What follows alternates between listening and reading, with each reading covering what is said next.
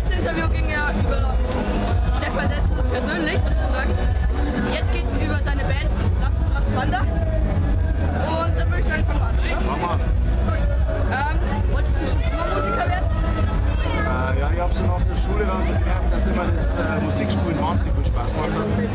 Und dann Fußballspielen hat auch Spaß gemacht, aber Musik war noch mehr. Und so mit 16 Jahren habe ich dann so gemerkt, dass das eigentlich das Ding ist, was ich mein ganzes Leben lang machen möchte. Und dann habe ich mich entschieden, Musik zu studieren, habe ganz fleißig gelernt und dann hat das funktioniert und seitdem bin ich ganz froh, weil ich das so gemacht habe. Gut, dann kommen wir zur zweiten Frage. Was war euer bester Auftritt? Das kann man gar nicht so sagen. Also wenn Leute begeistert sind und sogar dann nach dem Konzert lachen und total vollgeschwitzt sind, dass so viel getanzt haben, das sind die schönsten Konzerte. Beste kann man gar nicht sagen. Es gibt schon Momente, die auch in Erinnerung bleiben.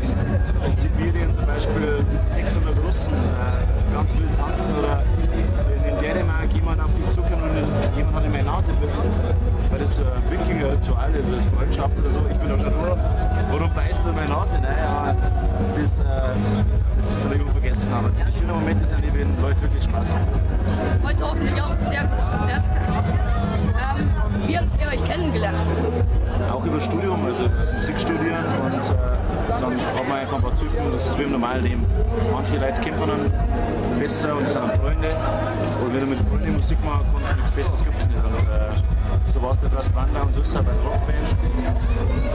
Und genau, und wenn dann die Musik Spaß macht und das Auftreten auch Spaß macht, dann hast du eigentlich die schönste Zeit. Was ist euer nächstes Ziel? Ach so wie heute ist eigentlich super. Wir haben ein super Essen gekriegt, das gibt der Leberkäse. Die Oma hat Duppe so gemacht. Also wenn die Veranstalter so nett sind und wir ein schönes Konzert haben, heute ist ausverkauft, glaube ich, es sind gleich 800 Leute da, also nichts Schönes gehabt.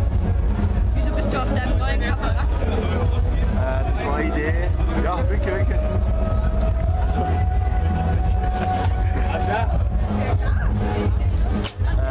Ich bin auf meiner Cover deswegen nackt, das ist Summer of Love. Das ist eine Hippie-Bewegung und da sind ganz viele Leute, die mehr nackt sind. Das gibt es heute gar nicht. Wann warst du das letzte Mal nackt? Also in der Öffentlichkeit? Gar nicht mehr. Und deswegen ist es ganz wichtig, manchmal Nacktheit ist schon. Machst du nicht, du? Ja, jetzt war. Cool. Gut, dann war das schon wieder das Interview. Perfekt. Und dann ein schönes Konzert. Klappe die zweite. Und wir sehen uns später noch beim anderen Interview. Später. Später, Klappi.